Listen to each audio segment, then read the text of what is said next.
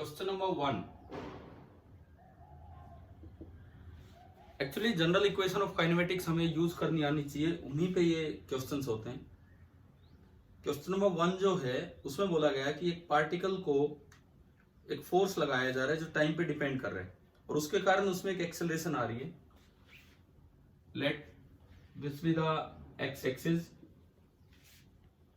यहां से particle start हुआ है, मतलब इनिशियल स्पीड 0 है क्योंकि यहां फोर्स लगना स्टार्ट हुआ है t इक्वल टू 0 पे, और इस पे एक टाइम वेरिंग फोर्स लगा जिसके कारण इसकी एक्सेलरेशन समय के साथ चेंज होती जा रही है। और किसी t टाइम पे उस फोर्स की वजह से जो एक्सेलरेशन है दैट इज a, और क्वेश्चन में दिया है कि एक्सेलरेशन होगी K T into T naught minus T, K T into T naught minus T, ये एक्सेलरेशन दी गई है for T less than T naught, for T less than or equal to T naught, and acceleration is 0 after T naught, या कहीं भी और देखेंगे तो एक्सेलरेशन 0 है। इस तरह का कुछ बोला गया है। अच्छा, अब एक तो पूछा है speed of the particle when action of the force is discontinued, मतलब एक्सेलरेशन 0 जब होना उस वक्त आपको स्पीड बतानी है। तो सबसे पहली बात ये बताओ एक्सेलरेशन 0 कब होगी। Force 0 means acceleration 0। एक्सेलरेशन 0 का जो टाइम आ रहा है that is t equal to T naught. इसका मतलब आपको स्पीड निकालनी है t equal to T naught पे। तो हमारा जो a पार्ट है, a पार्ट वो कुछ ऐसा है कि आपको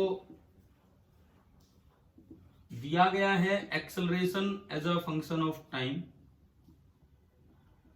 और आपको निकालना है velocity as a function of time, and then उसमें हम t की जगह पुट कर देंगे टी नोट। थोड़ा जनरल वे में सोचें कि भाई किस तरह से ये चीजें हो पाएंगी, उस तरह हम आगे बढ़े।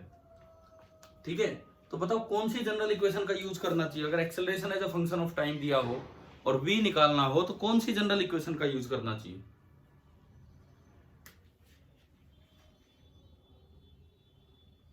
भाई हमें पता होना चाहिए अगर acceleration as a function of time दिया हो dv by dt। हाँ, तो a की जगह आप पुट कीजिए dv by dt। a की जगह dv by dt करके v ले आओ as a function of time.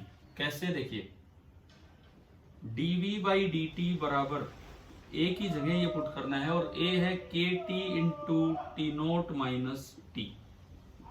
यहां से जो dv आया दैट इज इक्वल टू, अलग अलग में टर्म्स बताऊं, के टी नोट ये तो एक कांस्टेंट की तरह है into T D T, minus ये यहां से डी टी गया, और माइनस के एक कांस्टेंट की तरह है, और टी स्क्वायर डी टी।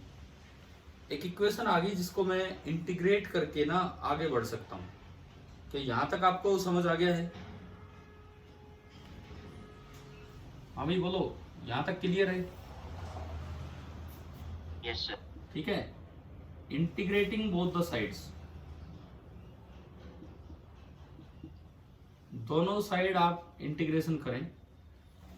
अगर आप दोनों साइड इंटीग्रेशन करेंगे तो देखिए क्या बनेगा। इधर तो आया इंटीग्रल डीवी, एंड इधर पहली टर्म में के t note constant, integral T की पावर 1 डी टी, दूसरी टर्म में माइनस के कॉन्स्टेंट, और इंटीग्रल टी की पावर 2 डी टी। यह अब देखो इसमें लिमिट लगानी है, तो t बराबर 0 पे उस पे फोर्स लगना स्टार्ट हुआ था तो स्पीड 0, और किसी भी t टाइम पे हम वेरिएबल लिमिट लगा रहे हैं कि स्पीड है v। आपने इसको सोल्व किया, integral dv is v, limit 0 से v, के t note constant, T square by 2, limit 0 से t, के T cube by 3, and limit 0 से t। तो जब आप इसमें लिमिट पुट करेंगे तो वेलोसिटी आ जाएगी K t naught by 2 into T square minus K by 3 into T cube. ये मेरे पास आ गई velocity as a function of time. अब जो फर्स्ट पार्ट आपके सवाल का है उसमें क्या पूछा है, फर्स्ट पार्ट जो है क्वेश्चन का उसमें क्या पूछा है, कि जब फोर्स लगना बंद हुआ तो उस समय स्पीड बताओ, मतलब टी बराबर टी नोट पे आप स्पीड बताएं। तो ए पार्ट अगर आप पूरा सोल्व करें, वेलोसिटी एट टी बराबर टी नोट के टी नोट बाई 2 और इंटू टी नोट स्क्वायर हो आएगा तो टी नोट क्यूब हो गया, के t note cube by 3। LCM आया 6 और 3 माइनस 2 1, तो यह आया के टी नोट क्यूब बाई 6। आप बताओ क्या फर्स्ट पार्ट का यही आंसर दिया था क्या आपको?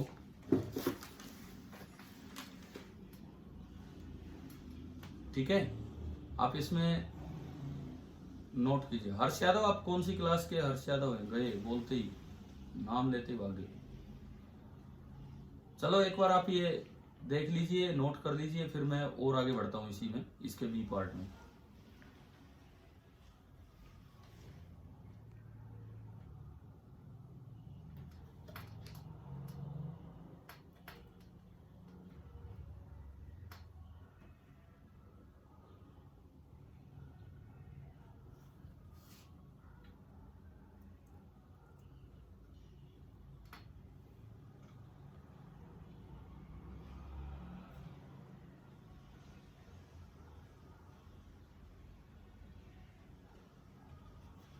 प्रेजेंटली देखो, मैंने क्लास कॉमन की थी +1 +2 दोनों के लिए। प्रेजेंटली जो बच्चे प्रेजेंट है, अमन सन ऑफ सुनील कुमार, दिवेश, खुशी, सौरभ, मनमीत एंड हर्ष। हर्ष आप कौन सी क्लास के हैं, 11th या 12th?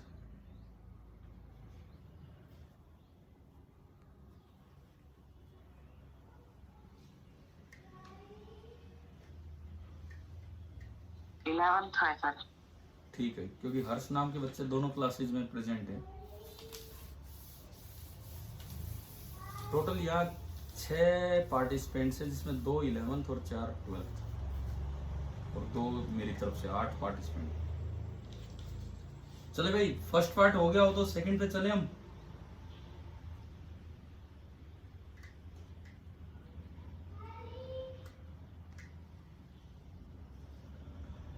पार्टिसिपेंट्स में एक और की बढ़ोतरी, आशीष। हाँ जी, फर्स्ट पार्ट हो गया तो चले हम सेकंड पे।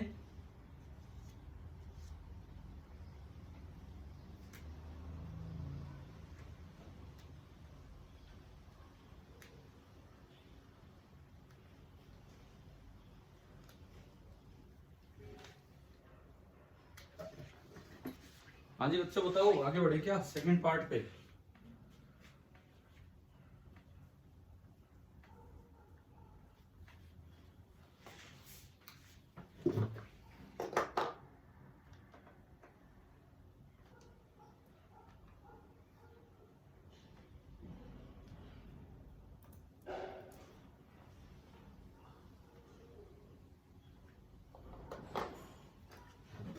अरे हो गया ना?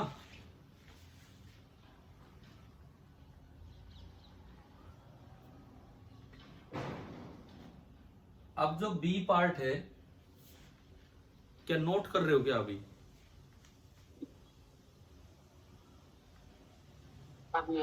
ठीक है, अब जो बी पार्ट है उसमें देखिए, बी पार्ट में अब मुझे डिस्टेंस, डिस्प्लेसमेंट, इनकी तरफ जाना है। डिस्टेंस पूछा उस पर्टिकुलर क्वेश्चन में, तो मुझे पोजीशन लानी होगी as a function of time. तो अगर आप बी पार्ट की शुरुआत करें, देखो मैं वेलोसिटी ला चुका हूं, as a function of time, और अब मुझे चाहिए position as a function of time. तो जब भी वेलोसिटी पता हो as a function of time और पोजीशन पे जाना हो, तो वी को क्या रखें? वी को क्या रखें? जनरल इक्वेशन ऑफ मोशन से वी को क्या रखें हम? बताओ कौन सी जनरल इक्वेशन यूज करें? वी को क्या रखना चाहिए? dx by dt। हाँ, अगर आपको x as a function of time तक जाना है और v as a function of time पता हो, तो v को रख दीजिए dx by dt। तो हमने ये रखा, v की जगह रख दिया dx by dt बराबर, और v अभी हम लेके आए थे general, k t note by 2 into T square minus k/3 into T cube, ये हमने पुट किया। dt को हम उस साइड ले गए, बिल्कुल उसी तरीके से हम जा रहे हैं। dt को हम उस साइड ले गए तो k t0/2 t square dt minus k/3 t cube dt।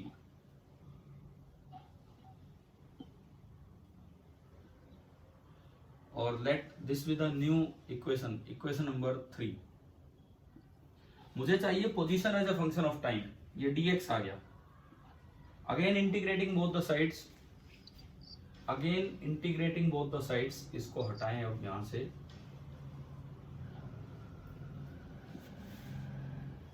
तो आपने इंटीग्रेट किया तो इधर तो बना इंटीग्रल dx, किसी भी टी टाइम पे पोजीशन x मान ली मैंने, बराबर k t0/2 कांस्टेंट है, बाहर आया, अंदर आया integral T square D T minus k/3 constant है, बाहर आया, और अंदर आया integral T cube D T. Limit लगाएंगे, t बराबर 0 पे x 0 है और किसी भी t टाइम पे उसकी पोजीशन हमने मान ली x, तो इंटीग्रल dx x हो गया, k t0/2 into T cube, limit 0 से t, k/3 into T cube नहीं, t की पावर 4/4 इंटीग्रेट करने के बाद 0 से t। तो मैं अगर लिमिट पुट करूं तो पोजीशन आ रही है k t0/6 into T cube minus k/12 into T की power 4। Now this is your equation number 4। हम ला चुके हैं position as a function of time. एक बार बताएं, क्या यहां तक का समझ आ गया है क्या?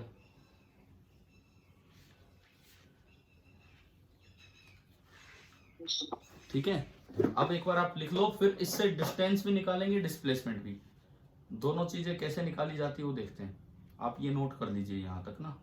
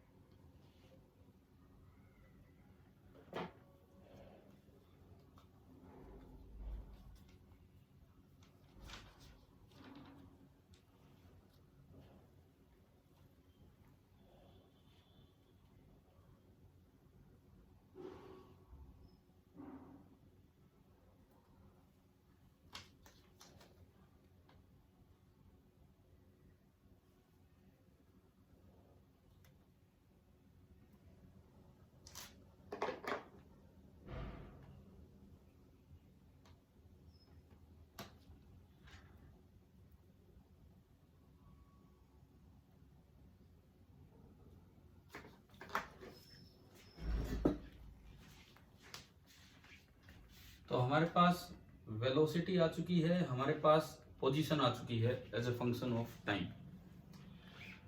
वेलोसिटी निकल के आई ये k t0/2 into T square minus k/3 into T cube, और पोजीशन निकल के आई at time t, x is equal to k t0/6 into T cube minus k/12 into t⁴। कुल मिला के ये दो चीजें आ चुकी हैं। ये मिटाऊं भाई मैं, ये इंटीग्रेशन हो गया ना?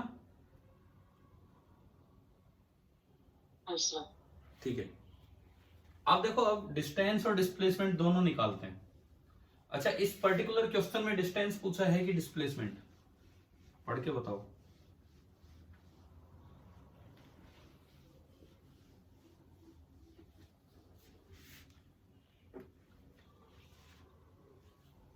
हाँ भाई, डिस्टेंस पूछा है 0 से टी नोट टाइम में। तो डिस्टेंस डिस्प्लेसमेंट, डिस्प्लेसमेंट निकालना बड़ा आसान। डिस्प्लेसमेंट तो डायरेक्ट निकलेगा, डिस्प्लेसमेंट फ्रॉम t बराबर 0 टू t बराबर t note is directly given by position final minus position initial, change in position. t बराबर 0 आपने इसमें रखा तो ये 0 आया, और t बराबर t नोट आपने इसमें रखा, t बराबर t नोट, तो ये बन गया k t नोट की power 4/6 minus k t naught की पावर 4/12। बताओ घटा के कितना आएगा?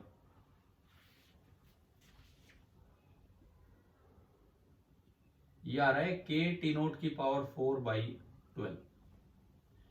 यहां पे ये है at t equal to T naught, and यहां पे ये है एट t इक्वल टू 0। तो ये आया k t naught raise to power 4/12 minus 0, यानी कि इसका डिस्प्लेसमेंट आ गया k t naught raise to power 4/12। पहले बताओ फर्स्ट मतलब एक पार्ट क्लियर हुआ, डिस्प्लेसमेंट कैसे निकाला हमने?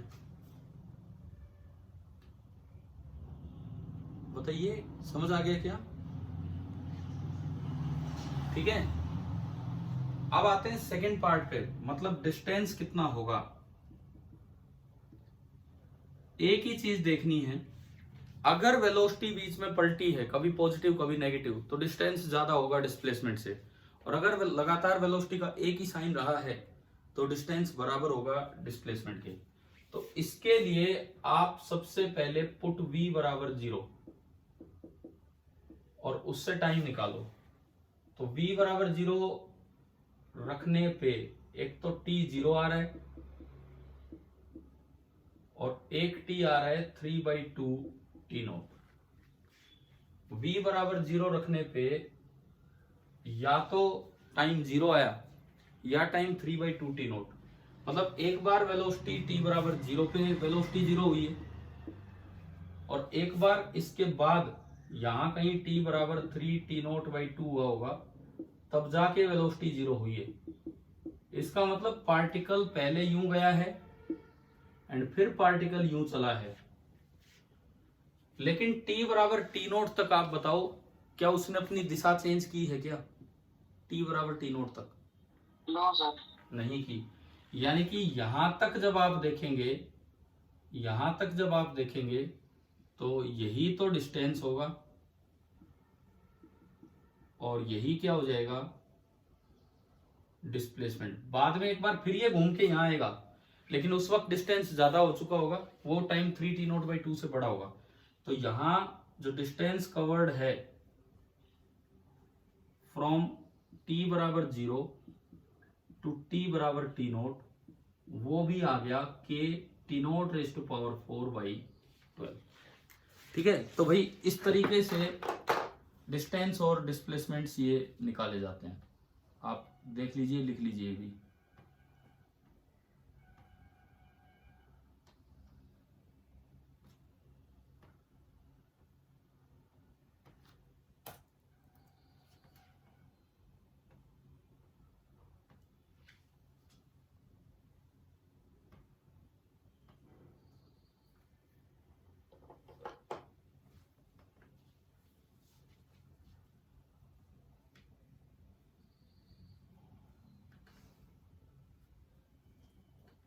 अब हम चलेंगे अपने दूसरे सवाल पे।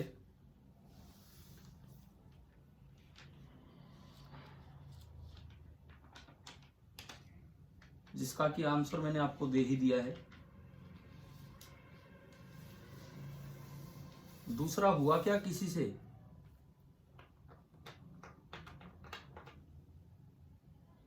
एयर रेजिस्टेंस फोर्स अगर आ जाए तो कैसे इक्वेशन ऑफ मोशन को यूज किया जाता है?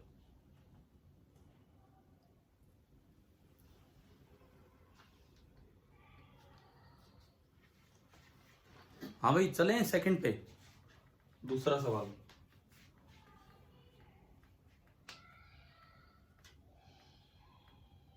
मिटा दूं इसको, फर्स्ट को।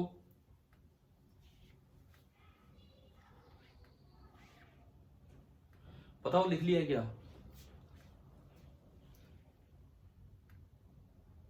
सर एक मिनट रुकिए। ठीक।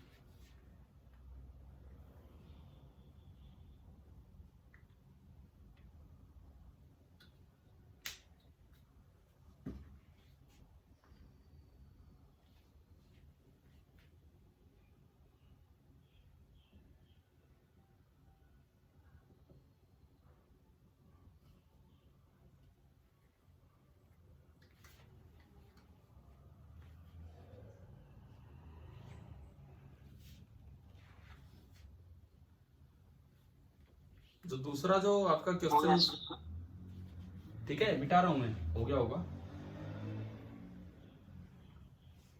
हाँ भाई लिख लिया सभी ने जो लिख रहे थे?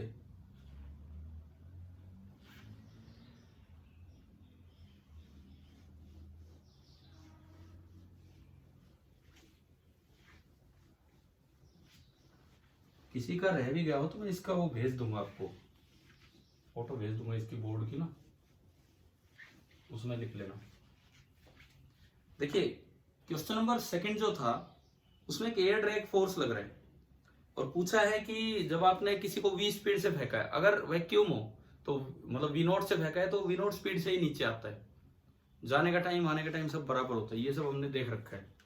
लेकिन अगर एयर ड्रैग फोर्स आ जाए तो क्वेश्चन नंबर 2 में एक बार हमें ध्यान देना होगा अपवर्ड मोशन पे और फिर आएंगे डाउनवर्ड मोशन पे। अपवर्ड मोशन पे ध्यान देके हम निकालेंगे height raise, maximum height raise, और फिर डाउनवर्ड मोशन में उतना ही डिस्प्लेसमेंट हो जाएगा, तो इसका हम यूज करेंगे। तो देखो अपवर्ड मोशन की मैं अगर बात करूं, इस मोशन के लिए मैंने माना कि ये वाली डायरेक्शन पॉजिटिव डायरेक्शन है, t बराबर 0 पे यहां से थ्रो किया है, इनिशियल स्पीड जो दी गई है that is v naught at t equal to 0, final speed जहां भी ये पहुंचेगा, जिस भी h पे ये पहुंचेगा, फाइनल स्पीड पक्का होनी है 0। बीच में किसी समय जब ये किसी x हाइट पे है तो मैंने माना कि उसकी स्पीड हो चुकी थी v at time t equal to t। हम जानते हैं कि इस वक्त एक्सेलरेशन नीचे होगा, g ही नहीं दो एक्सेलरेशन होंगे, g तो नीचे होता ही होता है और साथ ही साथ एयर रिटार्डेशन, आप ऊपर जाओगे तो अपोजिट डायरेक्शन में एक्सेलरेशन देगा, दैट इज क्वेश्चन में दिया है bv स्क्वायर।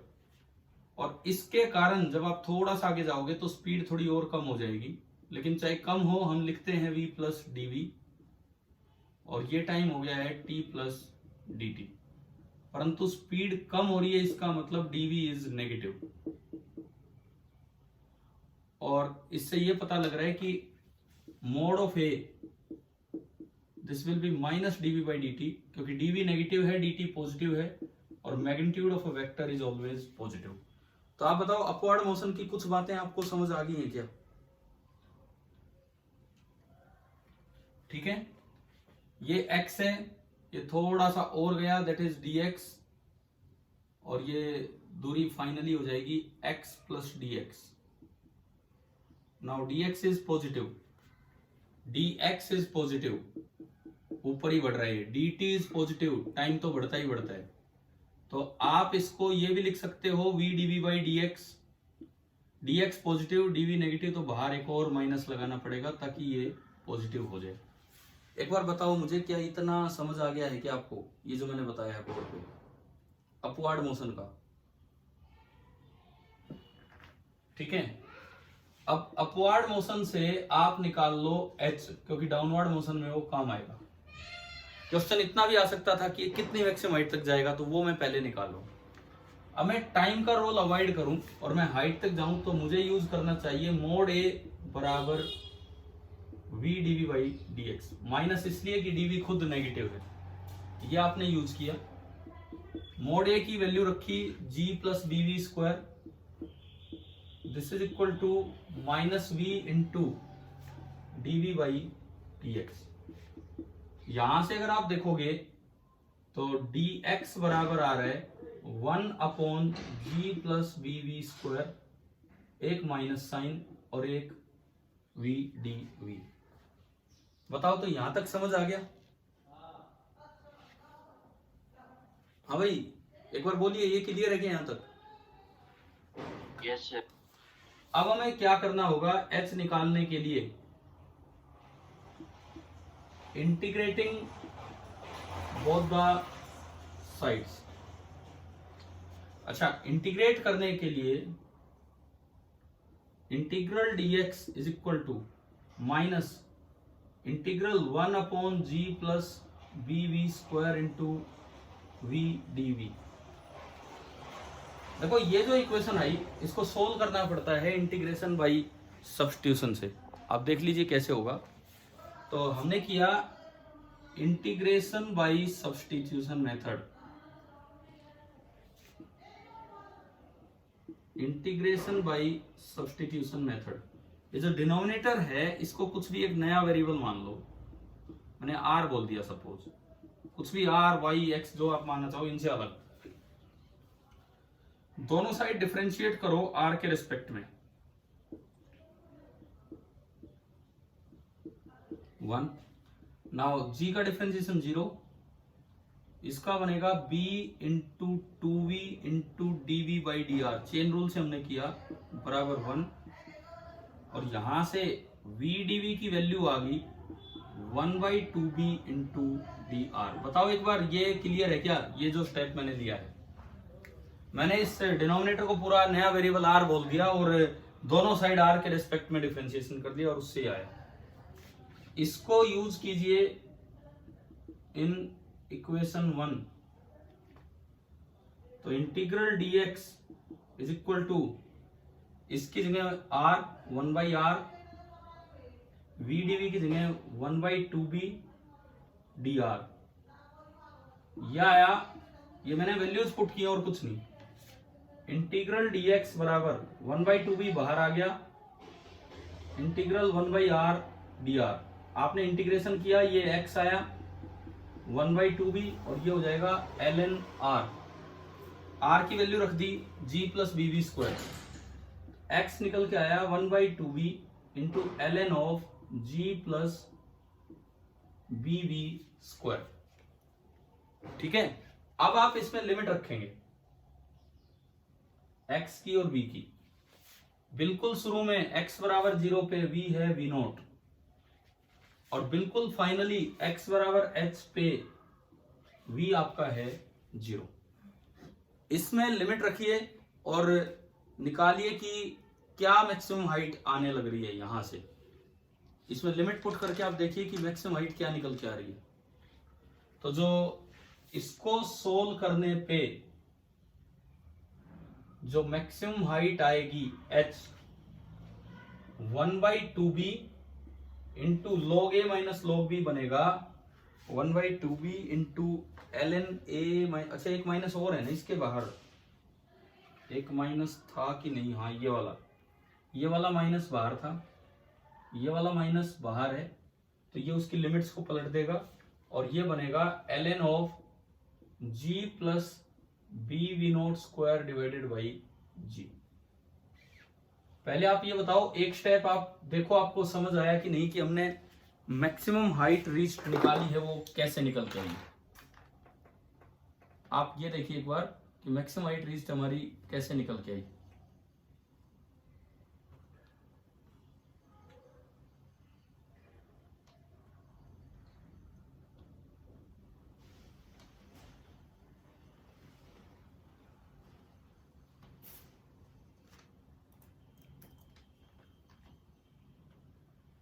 हाँ भाई, समझ आ गया क्या? नोट बाद में कर लेना, टाइम इतना ही बचा है मीटिंग का। मैं सेकंड पार्ट करवा रहा हूँ, फिर बीच में रह जाएगा, नहीं तो मैं भेज दूंगा इसका स्नैपशॉट, ये मिल जाएगा आपको फोटो। आप ये बताओ, फर्स्ट पार्ट समझ आ गया क्या? एच कैसे निकाला हमने? Yes sir. ठीक है, अब सेकंड पार्ट, उसके लिए मैं चलूं डाउनवर्ड मोशन की तरफ। देखो 5 मिनट बची है, देख लीजिए आप सेकंड पार्ट। फर्स्ट पार्ट से मैंने h निकाल लिया, अब सेकंड पार्ट में मैं इस h का यूज करूंगा।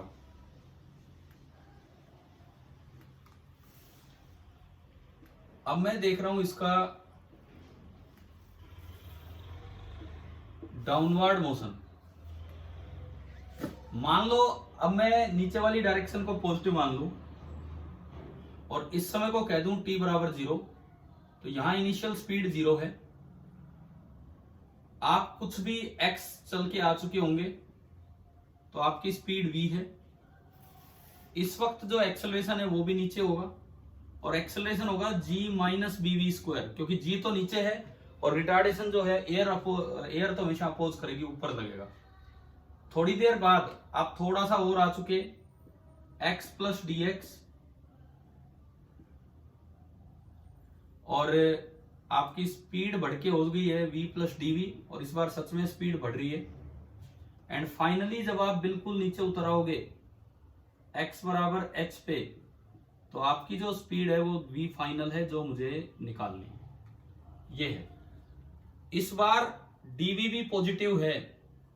अगर इस बार dv पॉजिटिव है तो मोड a लिखा जाएगा, यहां माइनस नहीं यहां प्लस आएगा। a की जगह g minus b v square, a की जगह g minus b v square और यहां माइनस की जगह प्लस। यहां से dx बराबर ये माइनस हट गया और यहां पे माइनस चल रहे, इंटीग्रेटिंग बोथ द साइड्स, ये माइनस हट गया और यहाँ पे माइनस चल रहे। Integration by substitution, let this thing is r, तो इसको डिफरेंशिएट किया, ये 1, यहाँ पे एक माइनस चल रहा है, दिस इज 1, तो v dv आया ये माइनस के साथ। आपने इसमें सब्स्टिट्यूट किया तो ये एक माइनस के साथ आया है, पहले से कोई माइनस आ नहीं रहा है, इसका मतलब ये माइनस बरकरार रहेगा यहाँ और इसकी जगह ये हो ही गया। अब चेक करो क्या है हमने सही सही लिखा है। यहाँ पे ये एक माइनस चल रहा है और बाकी सब सेम है, ये एक माइनस चल रहा है, बाकी सब सेम है, ये एक माइनस है एंड माइनस 1/2 भी। आर की आपने वैल्यू पुट की और ये इस बार जो लिमिट है वो शुरू में 0 है और बाद में v नोट है। जो चेंज है मैंने आपके लिए निकाल दिया है। और जब आप इससे सोल्व करोगे तो जो h निकल के आएगा, ये सारा कुछ सोल्व करने पे जो h निकल के आएगा that will be 1/2b into ln of g upon g minus b into v final का स्क्वायर। ये v नोट नहीं, ये v फाइनल है जब आप लिमिट लगाओगे। एक नजर आप डाल लीजिए इस पर कि क्या कुछ हमने लिखा है क्या की नहीं। मैंने आपको तरीका बता दिया है, मेथड बता दिया है, वो आप घर पे ट्राई करेंगे। इसका फोटो तो मैं इसकी भेज ही दूंगा आपके लिए ना। अब मैं चल रहा हूं लास्ट स्टेप पे, क्योंकि 2 मिनट ही बचे हैं। अब ये स्टेप समझ आया क्या क्या क्या चेंजेस हैं? वैसे इंटीग्रेशन है पूरा। माइनस प्लस आप खुद सोल्व करेंगे, आपको समझ आ जाएगा कहां क्या है क्या नहीं है। आखिरी स्टेप,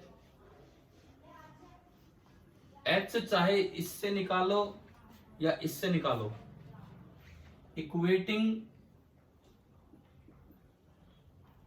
वैल्यूज ऑफ h। तो फर्स्ट वाले से आया माइनस 1/2b अपवर्ड मोशन से, ln of g plus b v naught square by g. Second वाले से आया 1/2b ln of g minus b into v final का स्क्वायर। 1/2b से 1/2b कटा, log से log हटा, g plus b v naught square by g is equal to g upon g minus b into v final का square. Cross multiply किया, g square plus g b v naught square minus g b v f square minus b square v naught square v f square बराबर g square. जी square से जी square cancel हो गया, जी square से जी square cancel हो गया। मैं इन दोनों H को इक्वेट करके आगे बढ़ रहा हूं। यहां से आप देखोगे तो g b into v naught square is equal to g b into v f square plus b square v naught square v f square. G b से डिवाइड कर दो तो वी नोट स्क्वायर बराबर v f square plus g b से divide करोगे तो b by g v naught square v f square, यहां से वी एफ स्क्वायर उस side common, 1 plus b by g v naught square, now this is equal to v naught square. And finally अगर आप यहां से देखते हैं तो आपको आंसर सा नजर आ जाएगा, यहां से वी एफ स्क्वायर आया v naught square upon 1 plus b by g into v naught square, and finally v f is equal to v naught upon under root of 1 plus b by g into v naught square. यही आपका answer है, and इस तरीके से आप अपना पूरा ये कर सकते हैं। ठीक है भाई, थैंक यू।